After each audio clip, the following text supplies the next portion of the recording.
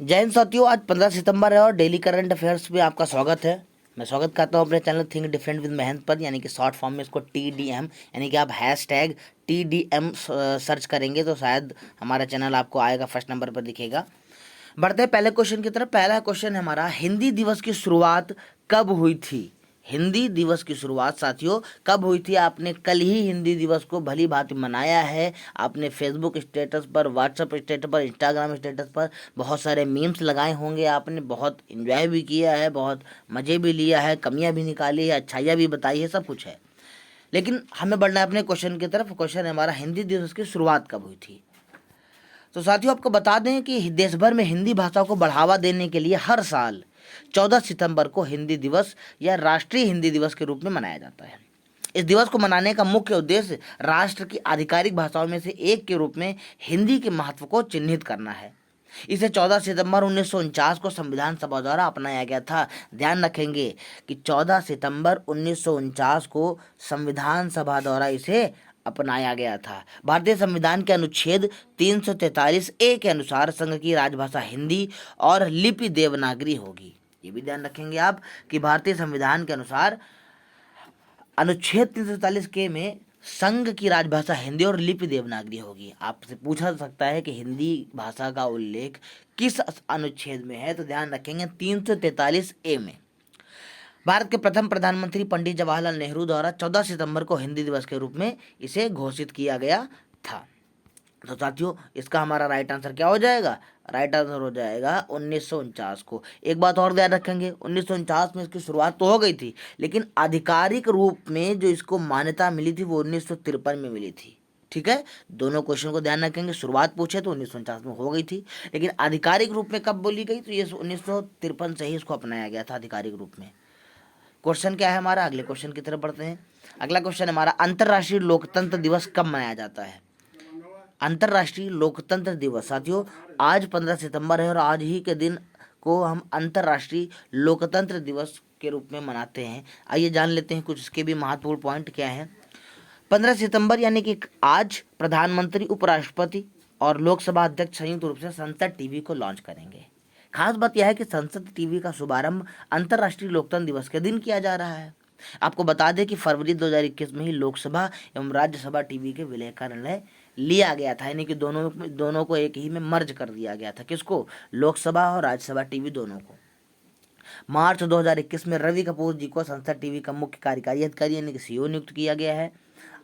TV जो संसद TV होगा वह एक जानकारी परक चैनल के रूप में स्थापित किया जाएगा। आप देखते होंगे राज्यसभा टीवी, लोकसभा टीवी पहले से ही आपको मिल जाएगा। आप यूट्यूब पे भी सर्च करेंगे तो आपको मिल जाएगा इस चैनल के नाम से, जो राष्ट्रीय और अंतर्राष्ट्रीय दर्शकों को लोकतांत्रिक मूल्यों और देश से संबंधित विषयों पर विस्तृत आख्यान प्रस्तुत करेगा।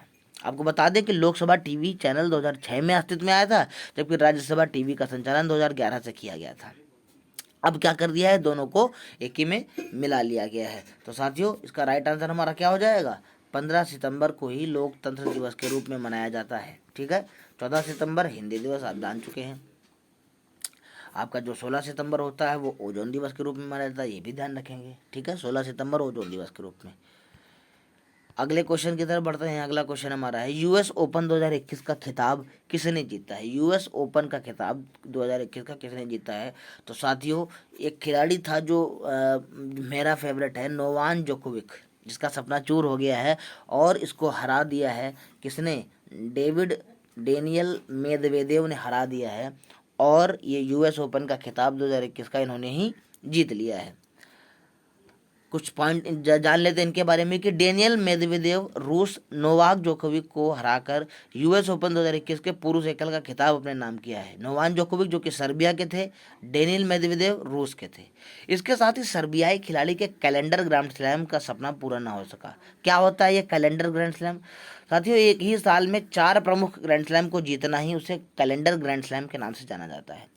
इससे पहले यह उपलब्धि डॉन बच 1938 में और रॉड लेवर जो कि 1962-69 ने हासिल की थी।